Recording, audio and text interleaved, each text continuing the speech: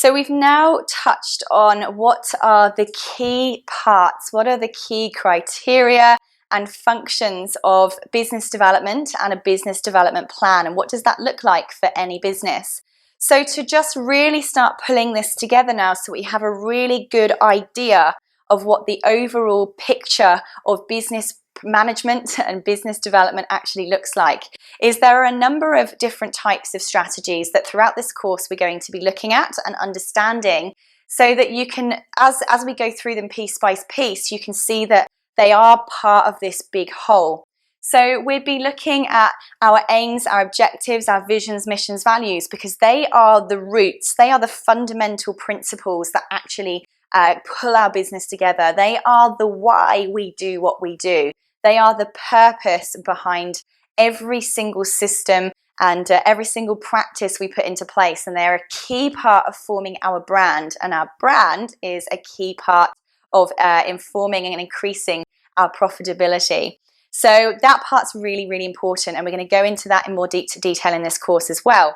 We also be looking at your strategic objectives, not just from an overall business point of view, from a franchise company point of view, but also down to your individual business point of view. So in your own region, in your own locality, in your own store, in your own van, you are going to be having to think about not only your own local objectives for what you want your life to be like, what you want your business to run like, and how your customers need to be specifically served and worked with there, and what sort of financial turnover is available within your particular locality.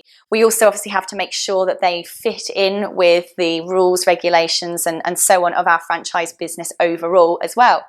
We also need to be looking at our operational strategy. So this is how our organization actually runs. We also need to be looking at our management strategy. So who is going to run it? Now, more often than not, it's going to be you. If you're a solopreneur, but you may have a franchise business that actually does involve staff. So at that point, the workforce planning strategy is going to be extra important to the people that have staff, but is just as important, and I really reinforce that, for the people who are working on their own.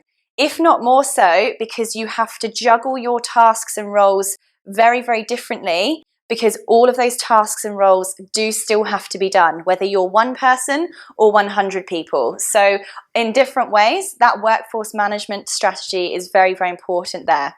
We'll also, and this is a very big part of this course, need to be understanding and have a thorough grip on your sales and marketing strategy. This course is all about how to get more customers and make more sales. That's really what we're coming down to here. So this section you'll see is going to be just throughout every single part of your course. You're going to be looking at why a workforce management strategy is all about making money. It's going to be, why strategic objectives are all about making more money. Why management strategy and operational strategy are all about making money. That is the whole point of running this business, and hopefully the happiness and lifestyle side of it is as well for you. And of course, we have to think about processes and system strategies. This is particularly important in a franchise business from your compliance point of view, but in any business, it's absolutely essential, because without systems and processes, we're just being reactive, meaning that we're just flying by the seat of our pants all the time.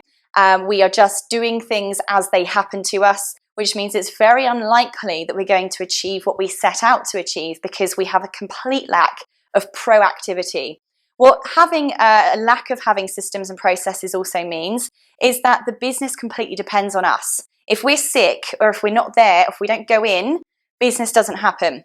So by creating systems and processes, and this is just about your day-to-day stuff as well as your overall franchise processes, you are going to enable yourself to move away from the business very slowly and start doing less. If there is a very clear system set in place, and by this I just mean a step-by-step process of how to do anything, I don't care whether that's how to take the post to the post box, or how to answer a quote for a specific service, or whatever it might be for you, the stuff you do every day, as you're doing it, write down the order of how you do it.